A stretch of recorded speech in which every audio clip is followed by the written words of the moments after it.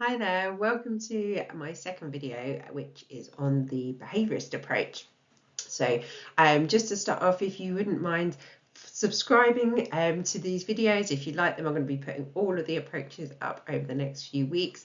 I'm an experienced psychology teacher and A-level examiner, so hopefully by watching you'll get some excellent overview of the approaches and some great tips for your exams. So we're going to look at the behaviourist approach in this session. I'm going to break the session into three parts. So this first one is looking at kind of what the behaviourist approach is and classical conditioning, so Pavlov's research, and then the next video will be Skinner and operant conditioning, and then the third video is going to be the evaluation, so feel free to skip around as you see, as you prefer. So as you probably know, we have a number of approaches in psychology, and I always think of these a little bit like religions, because they are different ways of explaining behaviour. So this approach is looking at behaviourism, which is also referred to as the learning approach. And when it's referred to as the learning approach, it works in conjunction with social learning theory. So if you had a question asking about a learning approach, you could use behaviourism or social learning theory. But social learning theory basically span out of the behaviourist approach. The behaviourist approach came first, then social learning theory developed from that, and we'll obviously have a separate slide session on that. You then have the cognitive approach, which is slightly more modern and also comes through to today. So we'll look at that approach later on. Biological approach, and then you also have the psychodynamic approach and the humanistic approach, which we'll look at towards the end of the approaches. And these you would only know if you were looking at the A-level. If you're doing AS, you don't need to know these two. When you look at all of your approaches, you need to be able to describe them and evaluate them. And to describe, you need to talk about the key kind of assumptions and expectations and research of the approach. And then evaluation, as soon as you get research in, you can evaluate that research. Evaluation is your strengths and weaknesses of a particular approach. So that gives you that overview here. You've got your key terms, assumptions of the approach, any theories from the approach, that all fits into AO1. How the approach carries out its research, that is AO1, but research can also be supporting. So then as soon as it goes to supporting, it's AO1 or AO3.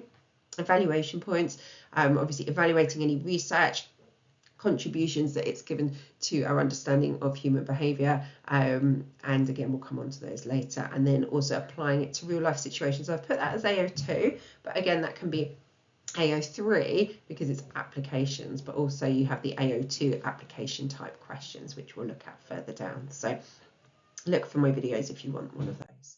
So to start off with the behaviourist approach, so you can pause at any time as I'm going through if you want to note these key terms down. So please just have a little look at these as we're going through.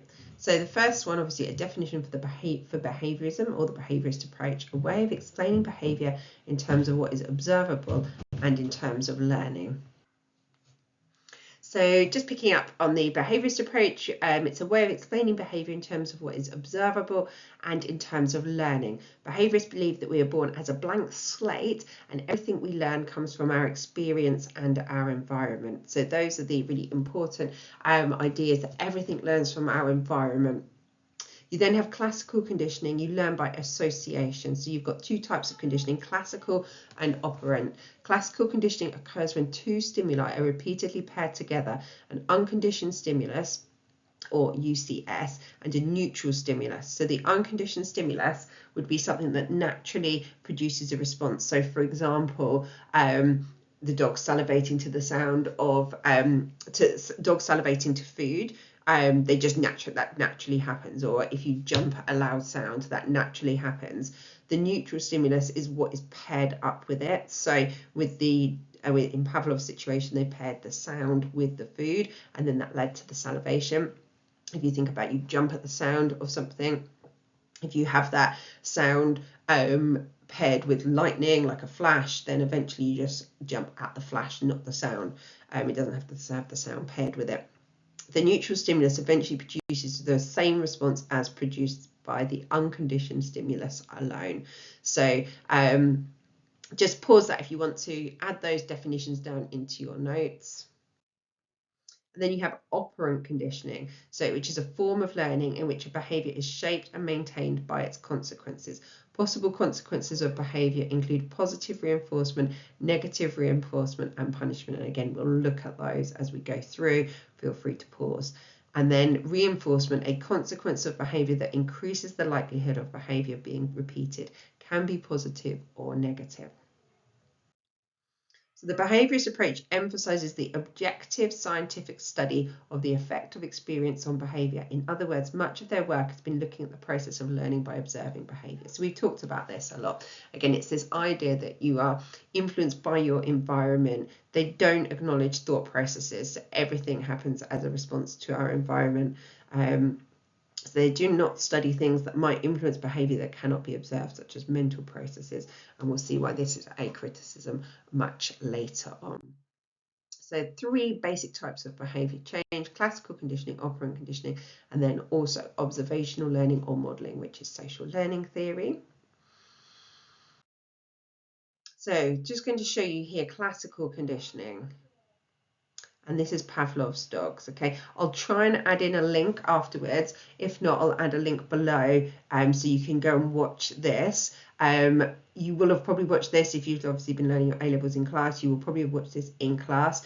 This is the best sort of diagram, and I've always said to my students that you can talk through this in an exam situation. You can write it out like an equation. So your teacher may have told you that the first stage, and always think of it as before conditioning, during conditioning, and after conditioning. So I normally have it with the students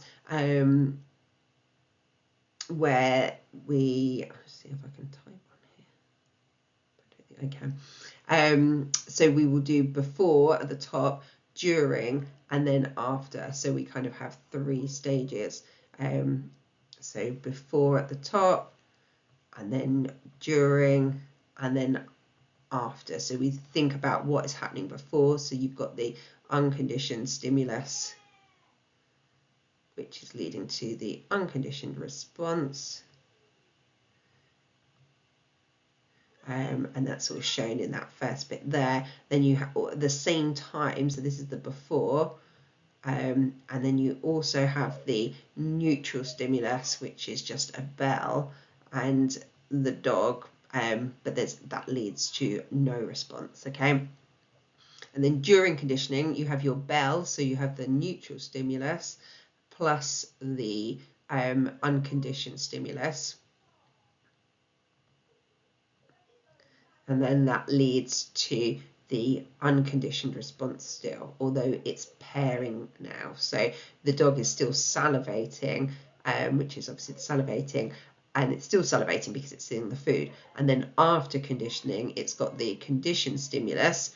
So this bell has changed from being the neutral stimulus, that has now become the conditioned stimulus, and then become the conditioned response. So that's where this change has occurred. Okay, so always check to see your neutral stimulus essentially at the beginning has become your conditioned stimulus at the end. So that's the kind of area.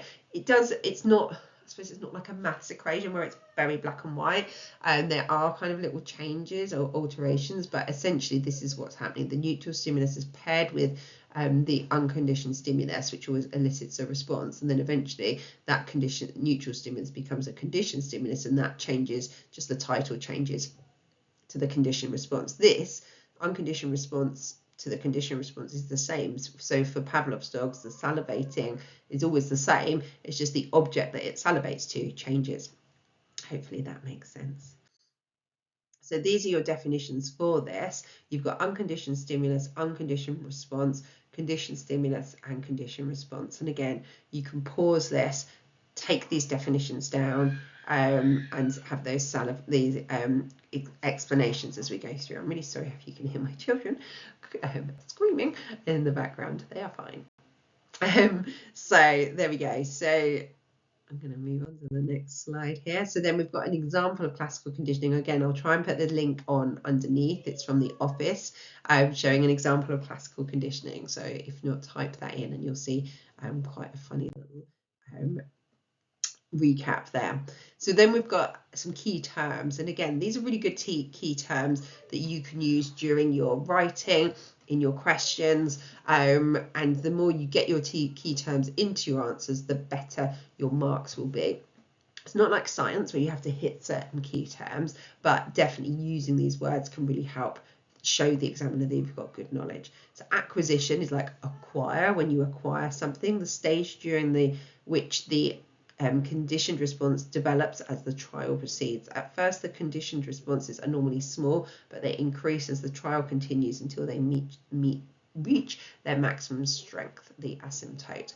So that is that with the dog salivating, to begin with, it probably doesn't salivate that much to the sound of the bell, but over time it gets stronger and stronger, and eventually it will just salivate just at the sound of the bell. But if that goes on for too long without the unconditioned stimulus sometimes being paired up, if there's always a bell and no food presented, the extinction will occur. So basically the dog gets wise and realizes that it's not going to get food, the salivation stops. So, and that's known as extinction. So you have to still occasionally pair up the unconditioned stimulus with it to lead to that conditioned response, otherwise extinction occurs. And then reacquisition, the conditioned stimulus again is presented with the unconditioned stimulus, and then so if extinction occurs, you can retrain the person or the dog very quickly.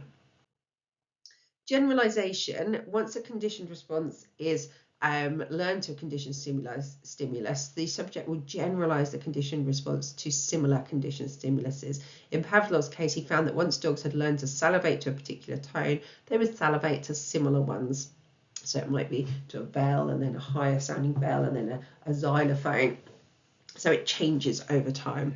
But it gets to a certain point, discrimination. Although it's a fundamental process, organisms can learn to make discrimination, and Pavlov performed research with different tones. One conditioned stimulus was associated with unconditioned stimulus and the other was not. After the trials, the dogs would only perform the conditioned response when presented with the conditioned stimulus that had been associated with the unconditioned stimulus. So don't worry too much about this. This is extra. It's not named on the specification, but it's just a little bit of extra information. So this is an example that is worth just having a little look at. Miguel used to love eating pizza, and he would salivate at even the thought of a warm, cheesy slice. Sorry about that, just dealing with my children. So here I'm just talking through this example. So before conditioning, he's got food poisoning, which leads to an unconditioned response. So he's become violently ill after eating some restaurant pizza that was improperly cooked. Now he feels sick just thinking about pizza again. Try to identify each of the parts of Miguel's classically conditioned situation. So you've got before conditioning, he's got the food poisoning, which has led to the unconditioned response, which is what? During conditioning is a neutral stimulus, unconditioned stimulus, and unconditioned response. So have a little think. You can pause this and have a little think, and then after conditioning, the conditioned stimulus leads to the conditioned response. So just have a pause. I'll go on to the next slide, which has got the answers for you. So you can have a pause, just jot that down, the before, during, and after. You can jot in your unconditioned stimulus, and then your neutral, unconditioned stimulus, unconditioned response, and see how you get on. So here, the food poisoning makes him feel sick or is sick. And then you've got during the pizza plus food poisoning equals sick. And then after pizza, thinking about pizza makes him feel sick. So this is another example of classical conditioning, but it was done in a human, because obviously when we looked at Pavlov's work, he carried out his work with dogs, and dogs are great, but we can't necessarily generalize them back to humans. Okay, so little Albert was carried out by Watson and Rayner in the 1920s. Watson was very interested in psychology, and he was very interested in this idea of learning. So he worked with this little baby Albert, and Albert loved little animals and was a very easygoing little baby. His mum was Watson's niece, I think, and she was a nurse, so she was going back to work, and Watson said, "Oh, I'll look after your baby whilst you're at work," and carried out some research with him.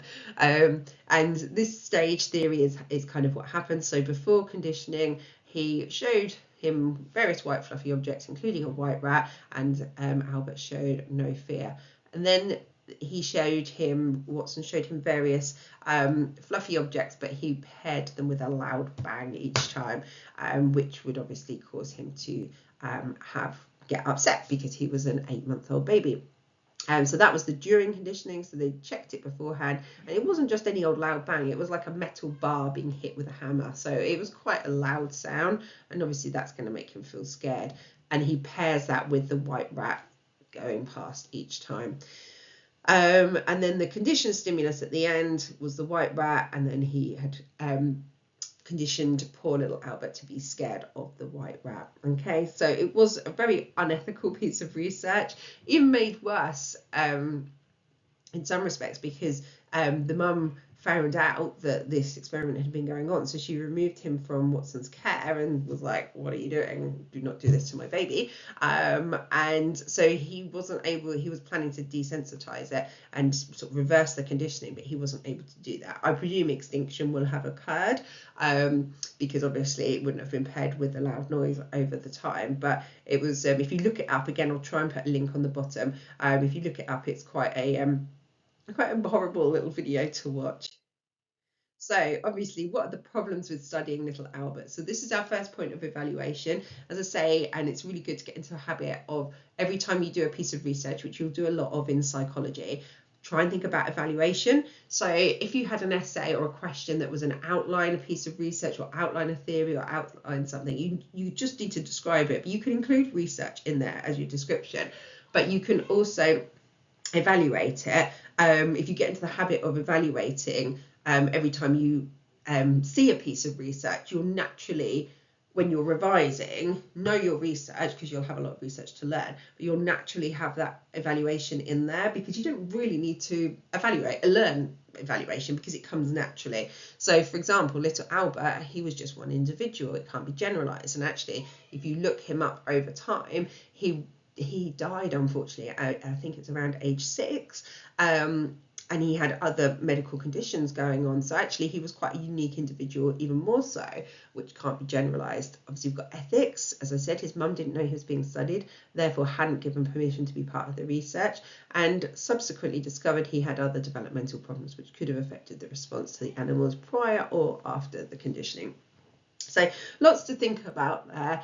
I suppose in a strength, it did show that classical conditioning does work with children, as Pavlov showed originally. So it's always good to think of strengths and weaknesses, and supporting research. If a research supports a theory, is again another really good strength that you can put in. So we're going to have a little look at systematic desensitization. Again, this is kind of a contribution for the behaviourist approach of how it's helped people. So systematic desensitization is the reverse of classical conditioning, and is sometimes used to reverse bad habits or reverse phobias. There are 2 behaviourist therapies used to treat phobias: systematic desensitization and flooding. So systematic desensitization uses the principles of classical conditioning to replace a person's phobia with a new response, relaxation. So we look at this in more detail when you look at phobias in psychopathology on paper 1. But essentially, it's reversing the process. So where somebody gets scared of something, it's pairing it with a calming thought, calming patterns. And so then it kind of thinks, I'm okay. I see that spider. Makes me feel better. So it's the reverse process. So the next bit is going to be looking at operant conditioning, but I'm actually going to pause the video here and do that in a separate slide. Okay, so I just want to say thank you very much for watching this one. Please go back and watch it again. Please like and subscribe so you get all of the videos as they come through over the next few weeks and months. And then the next one will be bringing you into operant conditioning. Thank you.